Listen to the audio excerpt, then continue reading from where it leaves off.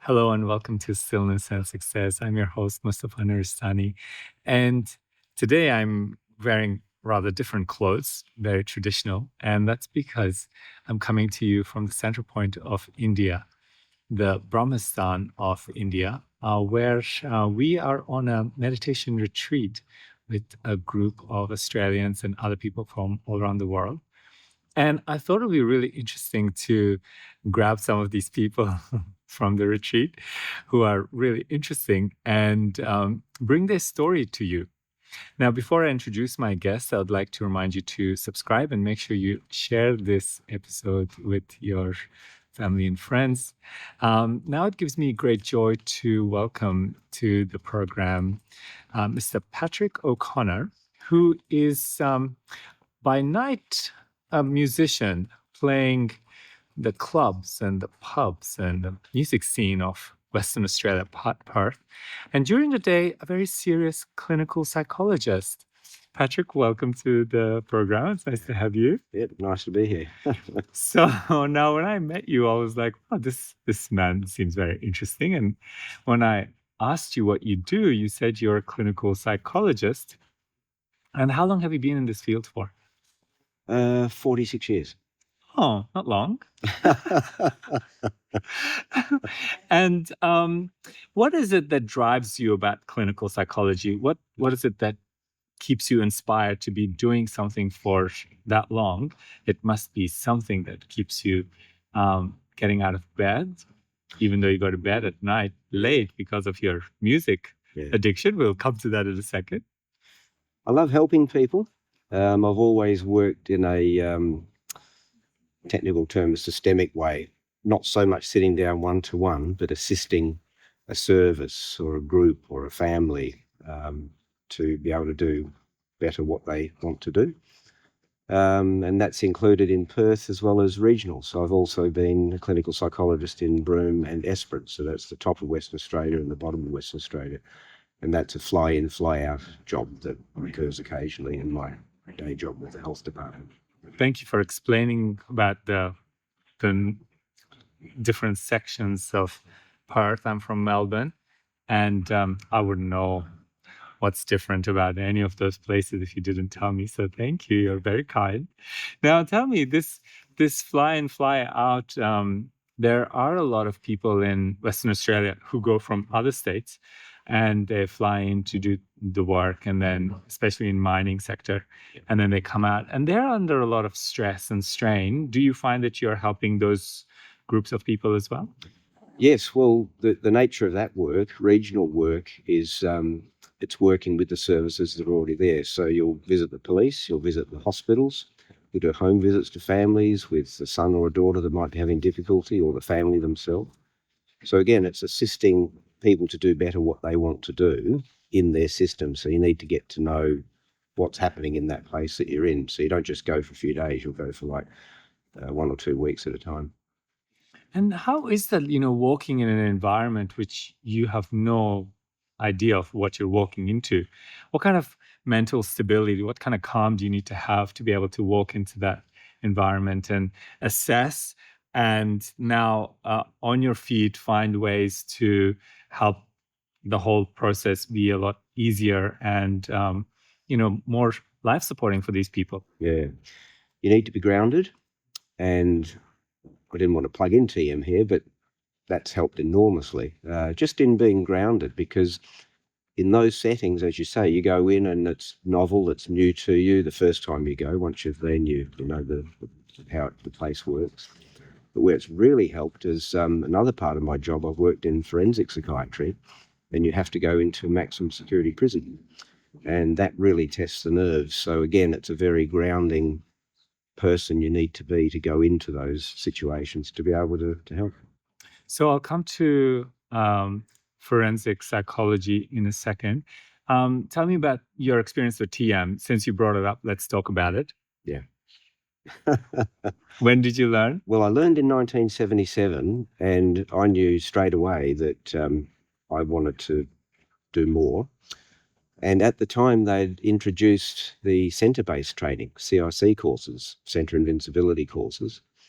And so within my first 14 months, I learned TM and the cities. So 77, I learned TM. 78, I'd completed the cities. Good for you. Now, people don't know what the cities are, so now we're going to have to talk to them about that. So the TM City program is the most advanced program of Transcendental Meditation, which are, these different techniques that people learn to develop their full mental and physical potential. And you have to be stable in your TM practice to be able to apply for these special courses. And they are instructed over multiple weekends. And then you go away for a couple of weeks as well, where you learn how to do yogic flying. And I'll let you Google that. So when you learned TM, what was your experience like? When I learned, after I was given the technique, day one, I couldn't stop laughing. And the teacher just repeatedly said, it's okay. You haven't done something wrong. So I kept apologizing. So Yeah. just laughed and laughed and laughed. And you're continuing. Yeah, here we go. 46 years later. Good. And so the laughing, why do you think that happened? What's your idea? What's your theory behind the whole laughter now that you've been practicing? Yeah, it's a release. You feel like you can genuinely laugh. It's a release. It's a letting go. It's not forever, but it's just in that moment. That's how you feel. You just let go of stress, if you want to call it that, or the day's issues or something. So it was just quite involuntary that day. I remember it clearly. We were both laughing, myself and the teacher. Yes, it's beautiful. Apologizing and laughing. So what happens in Transcendental Meditation is that we gain such profound rest. The body completely releases these knots that are keeping us tense. Everyone wants to be happy. Everyone wants to laugh. That's why comedy shows are so popular in Australia, because you're like, I just got to have a laugh. And what we don't notice is that the daily grind, every day, we are under stress and strain and pressure. And so that's kind of blocking us from our inner bliss, that inner happiness that we experience. And so as soon as we transcend, we just go beyond all of that.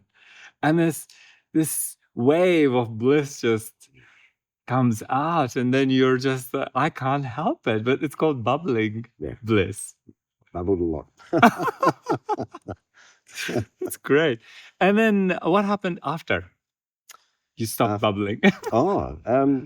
Well, just what I noticed. Well, I probably should just throw in there why I learned TM. The immediate reason I needed to. I was very stressed at university, very stressed, panicky, not sleeping, and so on. So on that day I learned, it was just a beginning that very rapidly, within weeks, it was just like a steadiness came into my life rather than looking for the next anxiety or panic feeling or something like that. So it was a certainty of being able to go forward. It was a confidence of being able to, I can now do that, and that thing, whatever it is, that nervousness or that sensation just didn't occur. It was just less and less and less until it was just not even thought of. Isn't that incredible? Because you see, people don't realize how much stress holds them back. And you want to do something, but it's all this fear of like, oh, I'm not good enough, or oh, it's not going to work out for me, or why would it? I mean, look at that person. He's all so, he's got it all worked out. Yeah. And we're constantly doubting ourselves, and that's the stress. But it's so clever on your part, so intuitive on your part to say, I want to do this. How did you hear about it? Well, I actually heard about TM, as most people did, of my age, the Beatles. Oh, so nice. It's a fascination, just, oh, yes, met Maharishi, they've gone to Bangor in northern Wales, and now they're off in Rishikesh. And so there's all that interest around the music and many other musicians from other parts of the world. So that was a background. But in 1977, the year that I learned TM, that was the year that my employer brought a senior teacher from Perth to the place of work for staff to come and have an introductory talk. And that didn't make me want to learn TM, but that certainly sowed the seed. I could just see in the teacher, Jodie Fitzharding, just a clarity, person at ease, happy with himself. And so it was actually the next year, with all the panic and all of that, that I thought, I'm going to do that thing I heard about last year. And I just left my mates in the coffee shop at uni and just said, I'm off. And they said, where? And I said, I'm not going to tell you. So I went off and learned TM and then started laughing. Yes. That's wonderful.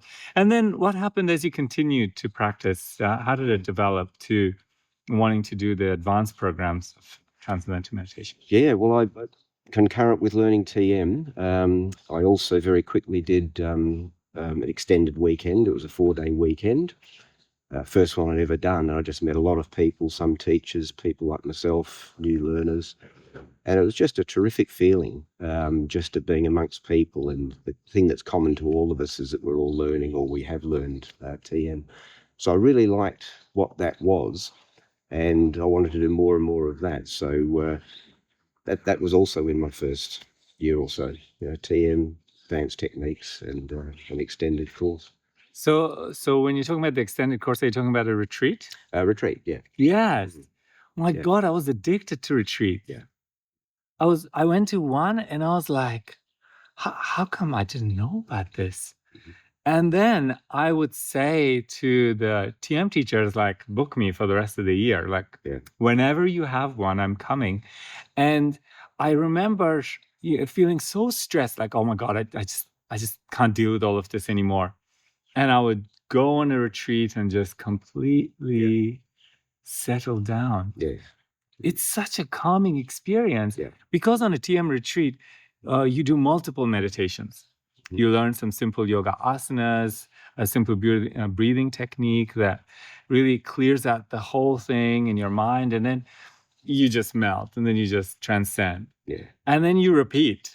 And then you do this a few times, and then before you know it, you're like on a different level. Yeah. And you don't talk to people from the outside, like, people who are not on the retreat, because they'll think you're on something. It's more than a break. Yes. It's a break, but it's much more. You feel that you've developed in some way. Yeah. And we are here on a retreat as well, Yeah. in the Brahmastan of India. And how's your experience here? Wonderful.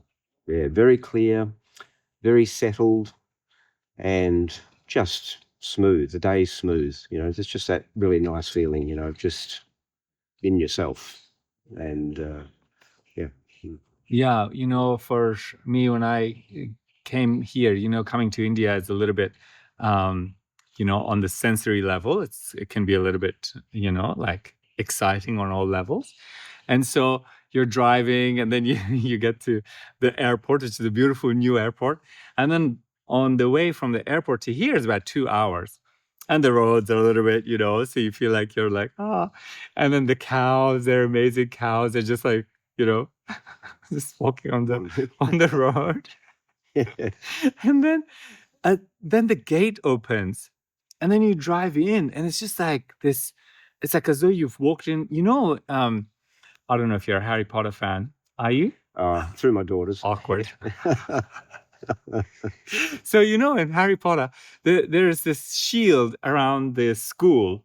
That every time someone walks into the school, they go through this shield. It's like, boom, and then you walk in, and it's that shield of protection. And here, it felt the same for me. It's just like you walk in, and it's like all of a sudden you're in a different environment. You're in a different world. Yeah. And so then the silence is very profound. Yes. And there's a bigger group here, so you're meditating everyone together. And how about the food? Have you been? Very nice food. Yeah. Really enjoyed the food. Yeah. Basically. Anyway, let's go back to your forensic psychology. What is that? Forensic means you're assisting the courts. So the courts need to make decisions, and they want the assistance of different people in the community, different professions, to advise them in certain areas. I worked in a forensic unit within the state's major psychiatric hospital as the senior clinical psychologist. So your job is to assist the courts by assessing people who have come there. They've probably come there from the courts, from prisons, and that's partly what you're doing. So it's a caring environment, but it's also an assessing environment. So your reports will assist the courts to make decisions about the person. Do they need to be sentenced? Do they need more care in a hospital or whatever needs to happen with the person or discharged. And how do you feel going through that? Well, at first, as I said earlier, at first you walk into these environments and your palms are sweating because of all the stereotypes, everything you've read and scary stories and all of that. And it's the doing that makes it less so. It's meeting the people. You go beyond what the newspapers might be saying. You've probably not even heard the stories in the newspapers. And you're working with people that are really troubled, to varying degrees, and you have to make sense of what's actually happening with the person to assist the court. You're not making decisions for the court. You're certainly not assisting in sentencing in any way. You're just assisting them with the decisions that they have to make. And the opinion I might have will be one of several other clinicians' opinions. Yes. So that's forensic. That's a small part of what I've done in my career. The bulk of what I've done is general psychiatric hospital and now mainly community psychiatry. So imagine having a technique that helps you just wash all that away at the end of the day. And then, because every experience we have changes the brain and it leaves its footprint on the physiology. That's why, I always say to people, you don't have to be manual labor. You could be working on the computer and feel exhausted because you're taking information in, you're processing that, and then all the fatigue is deposited on the physiology. Now, going in an environment where it's high stress, you're exposing yourself to that high stress as well. So you do need something that will wash it away. Is that how you feel with exactly how I feel? The way I describe what I do with meditation, and I say this to people very often, is it's just a break between the day and the evening. It's a clean break. Your evening starts fresh. Once you've finished your meditation, it starts fresh. And there's very little of whatever the day's imposed on your body and your physiology that remains. You think about it, but it's just not getting at you as much. This is beautiful, this point that you said about the fact that you have a memory of it. It's not like TM is going to wash it away and then you don't know what you did all day and someone asks you, what was your day like? And you're like, I don't know. I don't know what I did. No, but the impact of the experience is not there. Yeah. You're not re-experiencing the day. Exactly. You can remember the day, but you're not re-experiencing it. Beautiful. You're not carrying those knots and tightnesses and worrying thoughts. Which people will describe as post-traumatic stress, where you're carrying the stresses of the situation after the event has taken place. And that can be something that can affect people that work generally in high stress areas, not just psychiatry and clinical psychology. Wherever you're in a situation where things are causing you to be on high alert, that can remain somewhere in your system. So I find that the meditation program just drives a wedge between whatever the day was and the evening. So I start the evening totally fresh. And then you're with your family and your friends and you're enjoying life. Sure. Yeah. Or you are playing in a band somewhere in a club. It's great for that. So what do you play? You're rock and roll. I'm known in Perth as a keyboard player. Oh, in Perth only. So in Melbourne you'll be known as something else? Not yet, no. And mainly British themed bands, but I'm actually, I think, better on guitar, but that'll come soon. But yeah, I'm involved in multiple bands, playing keyboards mainly. Mm-hmm. And for very large numbers. Sometimes there's 500 people in the audience. Sometimes it's very small. It can be right down in the southwest of Western Australia. In fact, the band is playing there very soon in southwest of Western Australia. Or people pay you to travel to other areas and so on. But it's just a great camaraderie. And there's a lot of people in the band. There's like between 9 to 13 people in the band. So it's a natural family group. Are you the only TM practitioner in the band? Yes. How come? You're like, I don't want to give my technique away. They're all interested. They're all very interested in the fact, and think it's terrific that I'm here doing this. I've had to leave the band in order to come here. So they're very well aware of where I am and what I'm doing, and it's just a intriguing thing to them, that I do this thing called TM and meditation and come to India. Not just you, 12 million people all around the world. So it should be more exciting for them to say, hey, let's learn this. Yeah. And then maybe you guys can fly me over to Perth and then I can teach the whole band. There you go. And then be in the audience while you play. That would be exciting. I'm buying my own tickets. I'm asking them to buy my tickets. So, and then your experience in playing music, how has that developed over the years with your practice of TM? Wow. Well, just very quickly, I learned classical piano from age 7 to 17. And I was offered a scholarship to the University of WA to do a music degree, but I didn't. I went off and did where I am as a clinical psychologist. But music playing is just terrific. It's just, I find it very easy with TM to be able to look out at who I'm playing for. And that's from a younger age when I first learned, especially up until now. I don't feel I've got to look down all the time. I can actually look up quite easily because I'm at ease. I'm at ease in the moment. And I feel I'm I hesitate to say witnessing, but I'm there taking in what's going on the stage quite at ease while I'm playing. This experience of witnessing that you said, it's another way of saying it is being totally present. Yeah, that's it. Just being completely present in the whole environment. And music, especially with a live audience, creates such an atmosphere of softness. Mm-hmm. And depending on the type of music, but the atmosphere still is completely changed. Yeah. And to be able to sit, play as though you're on auto tune, you're playing automatically, and have the experience is a huge gift. Right. Because people spend half their lives just so nervous getting on stage. And then when they're on stage, they're like, no.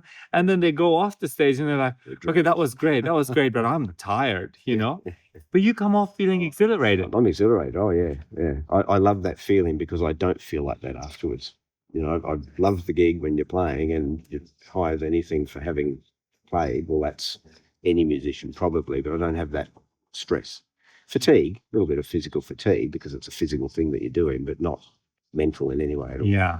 Yes. And that experience of flow, it's the experience of flow that you're saying, you know, with artists or sports players, athletes, they experience that where they're in the zone and completely switched on. Mm-hmm.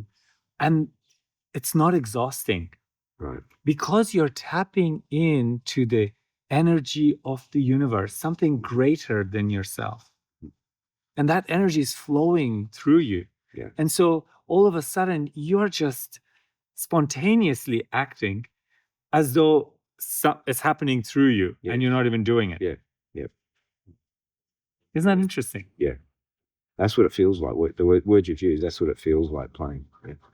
Beautiful. Patrick, it's been so nice to speak with you.